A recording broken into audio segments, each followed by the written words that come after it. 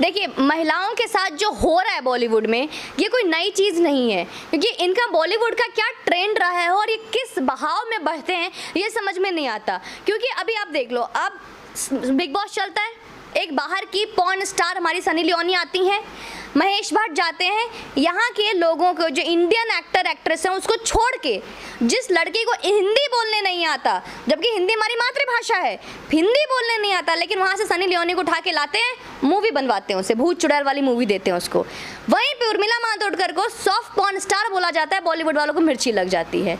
आप एक porn star को मूवीज दे सकते हो, लेकिन वो पॉर्न स्टार जो खुलेआम डंके की चोट पे बोलती है कि जो मैं काम कर रही हूँ मेरी हॉबी है, अपनी मर्जी से मैं इसमें आई हूँ क्योंकि मुझे बहुत ईजिली पैसे कमाने थे, आप उसको सर पे बिठाते हो, घर में बुलाते हो, पार्टीज में बुलाते हो, उसको, उसके हस्बैंड को, उसके सो कॉल्ड बच्चे को, सबको बुलाते हो, उससे कोई प्रॉब्लम नहीं है। वहीं उर्मिला मातोंडकर के लिए कोई कुछ बोल दिया, सामने उठ के कंगना रनौत के लिए आपने कई अटैक कर दिए। तो ये महाराष्ट्र सरकार है, ये बॉलीवुड है, इनको क्या लगता है महाराष्ट्र बॉलीवुड की है, बॉलीवुड महाराष्ट्र की है, इस पर कोई कुछ नहीं कह सकता। और औरत ही सम्मान, अनुराग कश्यप जैसे लोग जो कि बुलाते हैं घर पे काम के नाम पे, जो लड़की छोटे शहर से सपने लेकर आती है, इनसे काम के लिए जाती है, उसको ये कहते हैं कम, और मना करने पे बोलते हैं मेरे साथ कोई भी एक्ट्रेस सोने के लिए मरती है, और डायरेक्टर के साथ एक्ट्रेस का ये चीज़ नॉर्मल है।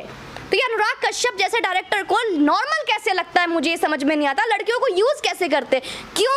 क्योंकि इनको मिलती है हुमा कुरैशी, क्यों? क्योंकि इनको मिलती है ऋचा चड्ढा, जिसके सब कुछ होने के बाद भी अपने मुकाम पहुंच जाते हैं और इनको लगता है कि रूम में जो हुआ किसी को पता नहीं चलेगा, कमरे बंद, नो कैमरा, नथिंग, क्योंकि इनका सच्चाई, इनकी जिंदगी एक कैमरा में है। कमरे में क्या हो रहा है उससे मतलब नहीं है, कैमरे में क्या हो रहा है उससे मतलब है। मैम, सवाल यही उठता है क्योंकि पायल घोष ने कहा है कि 200 से ज़्यादा लड़कियों के साथ वो हो चुका है, वो चीज़ जिस चीज़ के लिए पायल घोष को किया गया। लेकिन साथ ही आपको क्या लगता है कि अगर पायल घोष उस ऑफर को एक्सेप्ट करती तो शायद हुमा कुरैशी जैसे आज भी वो भी एक बड़ी एक्ट्रेस होती? No doubt. अगर आप एक बात देखो, आज ये एक्ट्रेस लोग जो 200 लोग जो एक लड़की को छोड़ के 199 लड़की जो चुप है, वो क्यों चुप है? उसमें से एक हुमा कुरैशी हो गई, ऋचा चड्ढा हो गई, जो अलग अलग जगह पे पहुंची हुई हैं। आज हुमा कुरैशी स्कॉटलैंड में बैठ के बेल बॉटम की मूवी कर रही है अक्षय कुमार के साथ। आज अगर ये पायल घोष ना बोल रही होती, चुप होती, कोई आवाज़ नहीं उठाती, तो हुमा कुरैशी की जगह पायल घोष होती।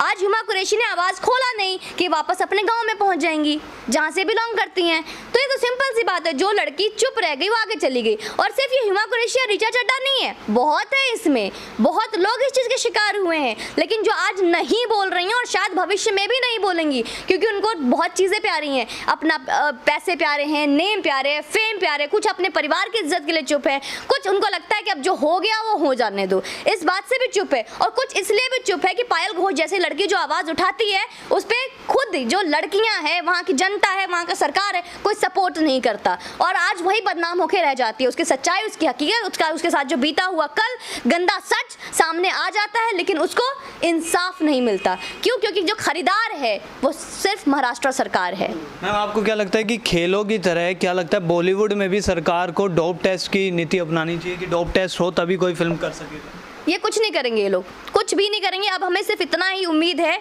अब इन लोगों से हमने उम्मीद खत्म कर दी है। हमारे लिए खुशी की बात यही है कि जो थाली थाली छेद छेद खेल रहे थे ये लोग, योगी सरकार ने इनकी थाली छीन ली है, और उत्तर प्रदेश में एक नई फिल्म इंडस्ट्री बन रही है, नोएडा में, जहाँ की खुद एक मीडिया हाउस माना जाता है नोएडा। तो ये जो इनका जो ड्रग्स, चरस, गांजा, अय्याशी जो चल रहा था बॉलीवुड में, आए अब यूपी दिखाएं करके, पता चलेगा इनको, क्योंकि ये यूपी सरकार है। ये महाराष्ट्र जैसे स्टेट में कंगना रनौत के घर नहीं टूटते, यहाँ पर टूटता है विकास दुबे का घर, यहाँ पे टूटता है विकास दुबे का घमंड, यहाँ पे टूटता है बड़े बड़े आतंकवादियों का घर, क्योंकि ये यूपी सरकार है। यहाँ पर जैसे आप कुछ अय्याशी करोगे ना, मीडिया आके मुंह में ना माइक डालेगी आपके, सर यहाँ क्या कर रहे हो, सर यहाँ पे कौन सी पार्टी चल रही है, तो यहाँ पे अब आए करें।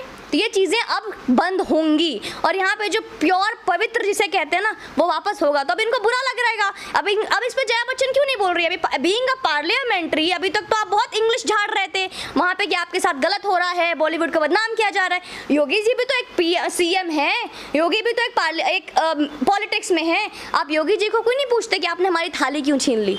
अब तो इनकी आवाज़ नहीं निकल रही, नहीं बोलती निकल रही। अब तो इनको लगा ना एक करारा तमाचा उद्धव ठाकरे सरकार को। तो ये जो हुआ है, जो योगी जी ने किया है, ये हम लोगों के लिए बहुत बड़ी खबर है और कहीं ना कहीं हम सबको एक राहत मिली है इस चीज़ से कि बहुत सारे इससे जो अनएम्प्लॉयमेंट चीज़ें हैं वो भी ख़त्म होंगी।